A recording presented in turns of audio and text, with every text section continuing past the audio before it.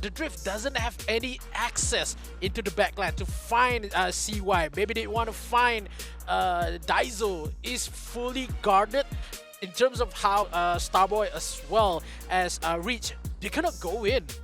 It's been blocked. It's blocked off most of the time. It's difficult to find these entry points, but MHRLK, I think what they're really good at is the decision making of what to give up in terms of resources and where they can start attacking on the map. The Drift, they're really good on their execution, but unfortunately, they need a little bit more foresight into what is actually important in this game. So you want to say that when Calvin missed Retri, 1 Turtle and 1 Lord is the give up kind of, you know, objective. That's when you call it quits. It's like, okay, I lost the boys. Let's get back out. Let's save our resources. You know, let's not go too far with this.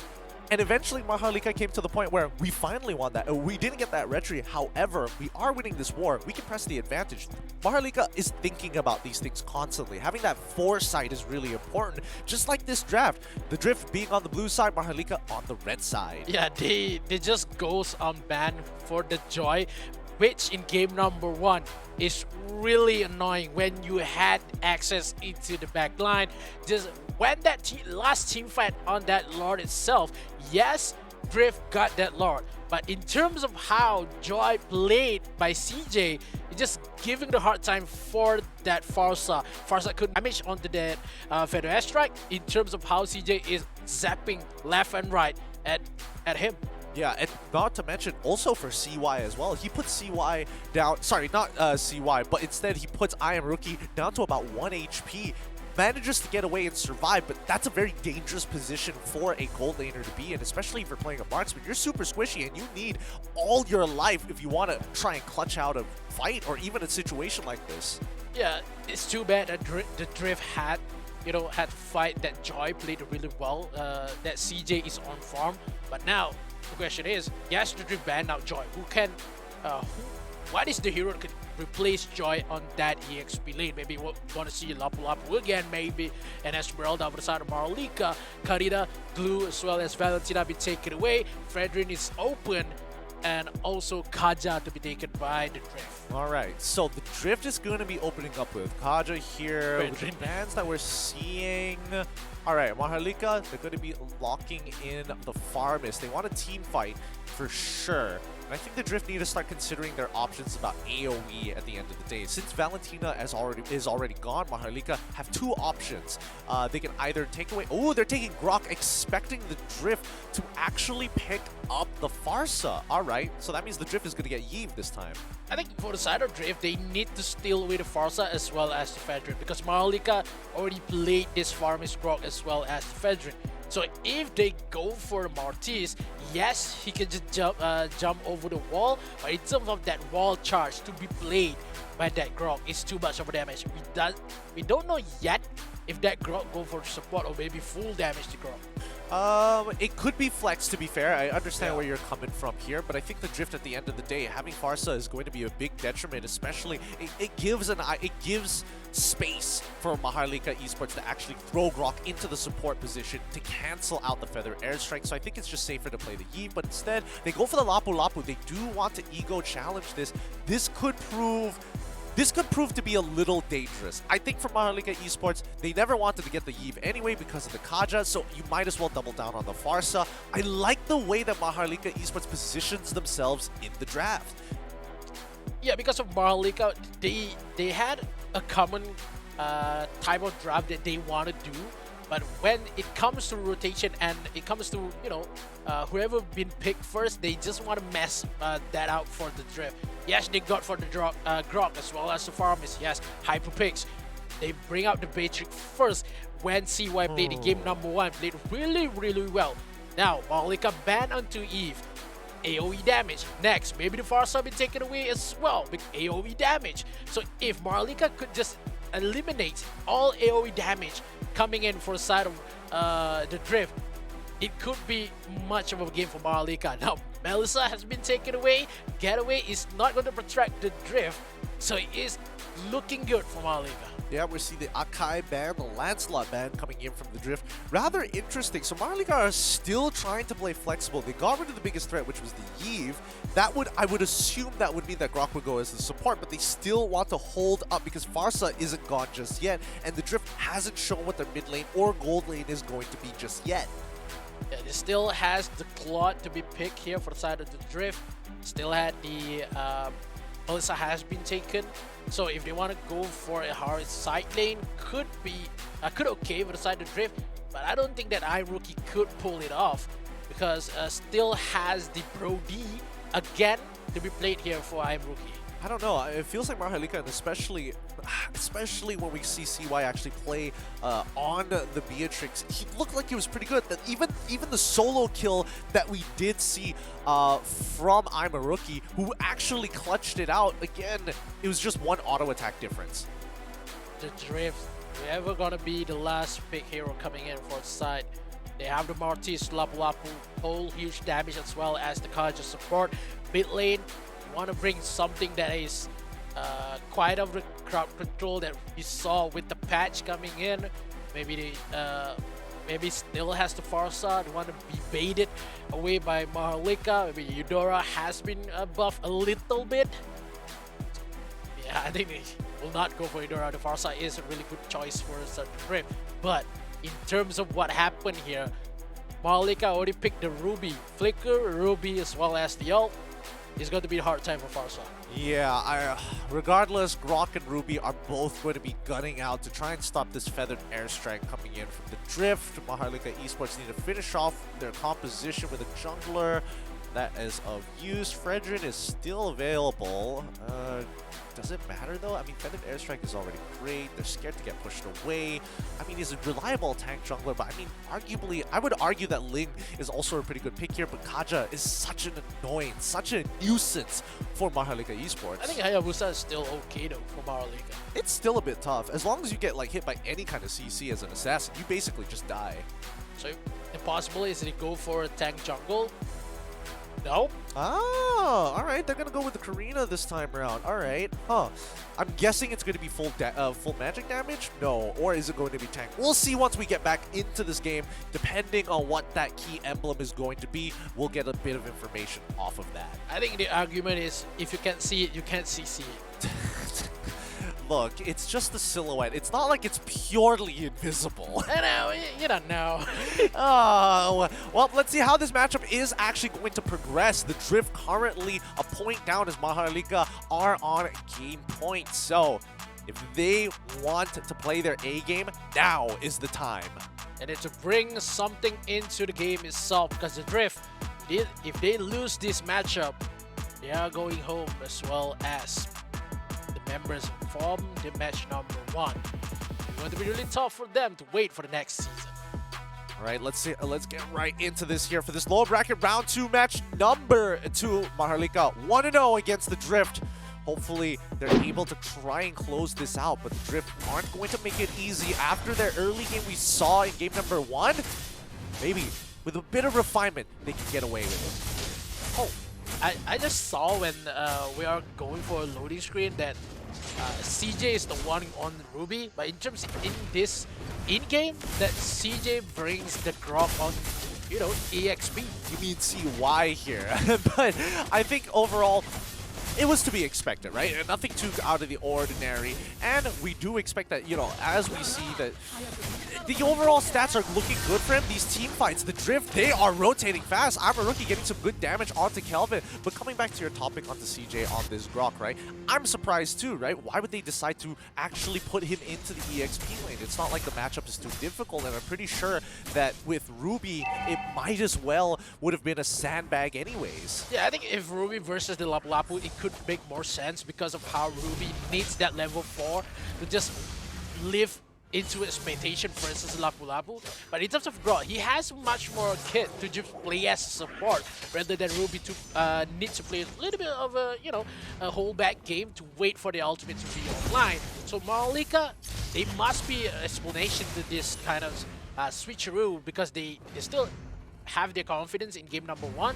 So yeah, why don't we check it out? What happened with this kind of matchup? Well, personally, I believe that MHRLK are thinking, you know what? If I have Grok in the side lane, I'm able to push faster than this Lapu Lapu. I'm going to be able to move first. Similarly, like if it was Benedetta, they play the exact same way. I clear these waves, I instantly rotate, and see if I can make that difference. Now, top side is where the gold lane is. Nothing's going to happen there. But Kelvin, as well as CJ nearby, Tong is going to jump on top of him. Can he actually pull this off? He tries to ult into the middle of all three, but now the farmer saves him with the call altar, and MHRLK takes away the turtle as they turn around this fight. Reach Swag is trying his best with the Feather Airstrike, but my goodness, Starboy went down so fast. This is maybe the first time that MHRLK wins on that team fight coming in for the Starboy. That retry coming in for Starboy. A little bit late here. MHRLK plays it really well with that wall charge coming in for CJ. I think for the side of MHRLK, they had much more confidence and control coming in for that objective retake. Drift, they played aggressive early, but I think they need to hold back a little bit because MHRLK is expecting them. Oh, let's see how much they do expect here. Fuji gets pulled back by the Shadow Stampede, but again, no punishment. ENX isn't going to flicker for it. But we're seeing that top side. I'm a rookie. He's not going to get much done here. And Kelvin, he knows he can get this kill, but Daizo flickers forward. Oh my goodness. Kelvin, understanding how much damage this Brody is doing, sets it up for Daizo to dive. Daizo. That dive made really well in terms of how. I think the problem is the Drift, when they are not ahead, I think they don't know what to do to just cope with the energy that MHRLK could bring here. The Drift, they still has the chances to just play it a little bit slow in terms of they need to farm up, they need to funnel any kind of resources into the hands of I'm Rookie, but I'm Rookie being caught out at that top side is not a good way to deal with coming in for the Drift. It really isn't. And I think, you know, now we're seeing CY getting his gold advantage. He's got that Blade of Despair in his hands. He's willing to go for these 1v1s. Fuji tries to make the play so far, but the Feathered Airstrike comes in a little later, and it waits for the call altar and he's trying his best to disengage the rest of the team and set up for CY, but it's going to be Kelvin who gets hit. They move back. Nobody dies after all of that. 3 battle spells, 4 ults being used. Nobody dies. That is unfortunate for the Drift because they are fully committed in that team fight in that mid lane. But MHRLK is just really going for the turtle push here. It takes one objective, they take on the team fight. And now they continue to engage. The Wild Charge already pushes Starboy in an awkward position. He's only level 6. He's so very low as Kelvin chases him down all the way to the ends of the earth and finally picks him off. And now he's got the entire jungle to himself to reap the rewards. And Age, don't do it. Don't do it.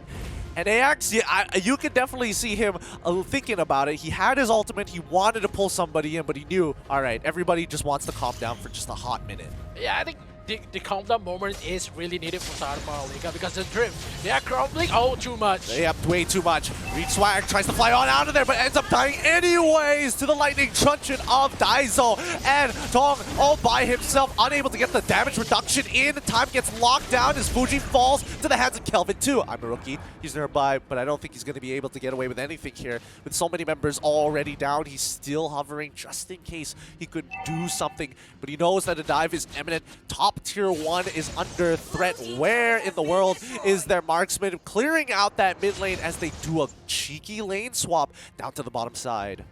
MHRLK, that team fight for the purple buff. MHRLK doesn't need CY to be with them. That burst, constant damage from MHRLK is not needed because of the 4,000 gold lead that MHRLK currently possess. Is too much to be dealt with from the Drift because they cannot go for the Fuji still. They cannot. Iron Rookie has no armor penetration left. They just killed down CJ, maybe in AX.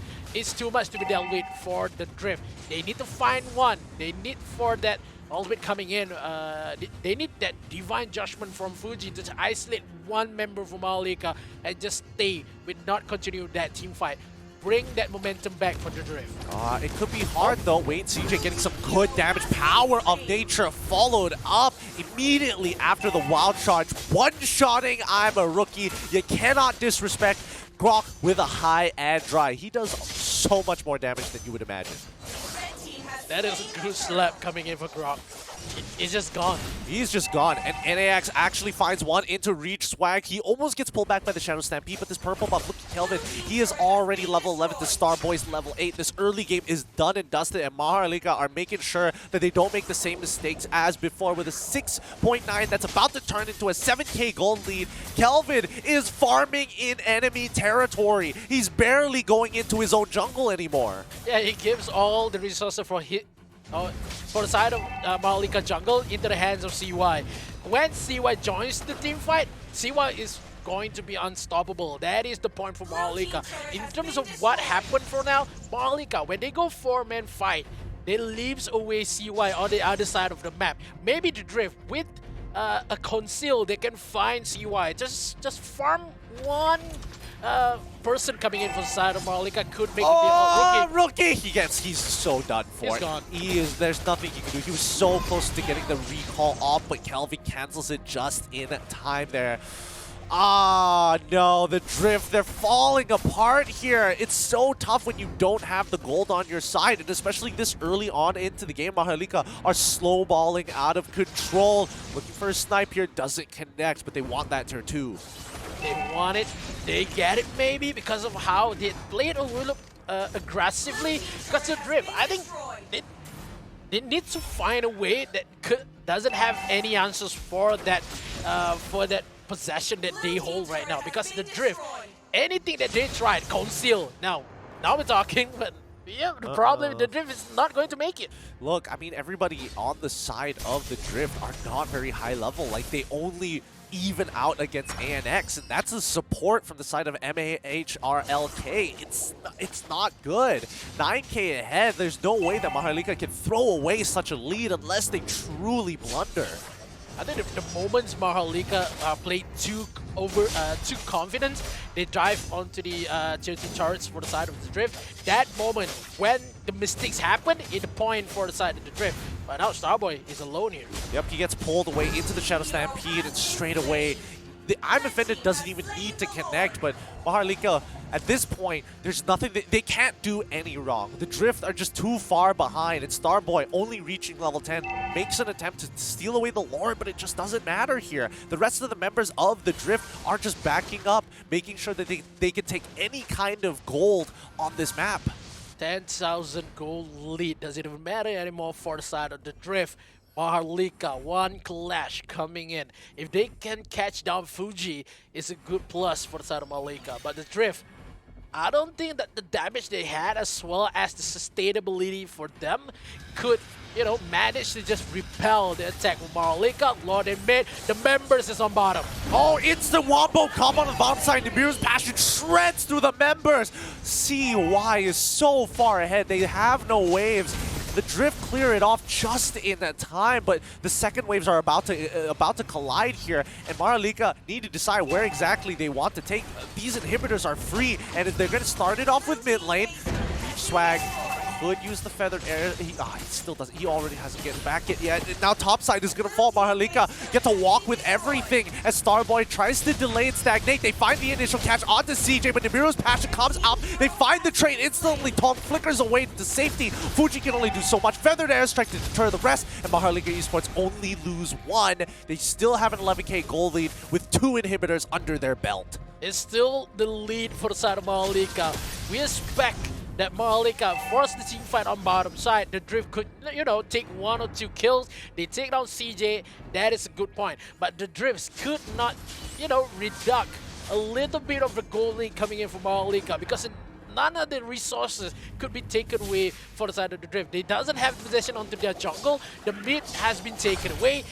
Not enough space to be played. Oh, Kelvin just runs into all 5, taking out the Brody, and now the rest of the team gets to walk at them for free.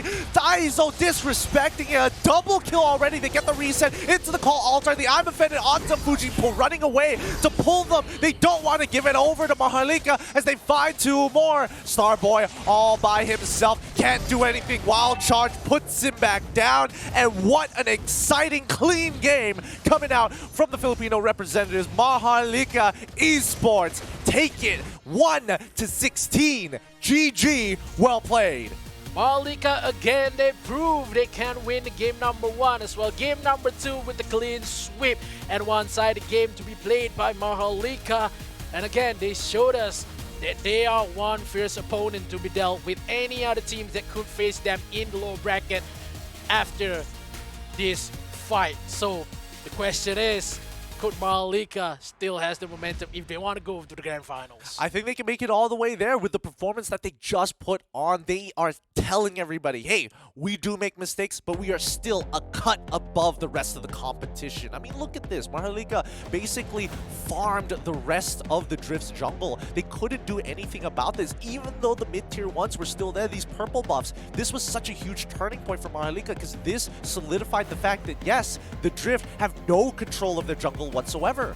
Yeah, I just love how MHRLK played really well in terms of this last fight. Calvin is so much tanky, and he's been saved by the Call Alta many times. When the Drift had the moment, had the chance to just shut down MHRLK, they just can't. Daiso, with the position he put himself, just saved MHRLK again in this tournament. Yeah, he's trying his absolute best, but I mean, I gotta give it to Starboy. No matter how hard he gets punished, he still makes the attempt. MHRLK, it's unfortunately just better today. And wow, what a convincing game number 2. What a shift in pace compared to game number 1. I just love how MHRLK played because I saw it last week and they showed it again this week. So I just convinced that the draft, the momentum, the skill set, the mindset as well, maybe we're seeing on to the champions. I suppose, but I don't know. Maybe, were you a little worried as